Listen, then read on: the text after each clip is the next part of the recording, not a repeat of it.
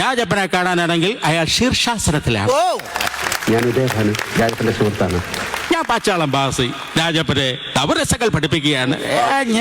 ശീർഷാസനം കഴിയട്ടെ, ഞാൻ വെയിറ്റ് ചെയ്യാം.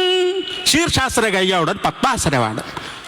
അത് കഴിഞ്ഞ് കുക്കുടാസനം, പിന്നെ സർവാംഗാസനം, പിന്നെ മയൂരാസനം.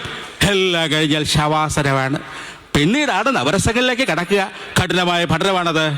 വിശദീകരിക്കാം. ശൃംഗാരം, കരുണം, വീരം, രൗദ്രം, ഹാസ്യം, ഭയാനകം, ബീഭത്സം, അത്ഭുതം, ശാന്തം. ഇവയ്ക്ക് പുറമെ ഞാൻ തന്നെ ഗവേഷണത്തിൽ കണ്ടെത്തിയ 4 രസങ്ങൾ വേറെയുമുണ്ട്.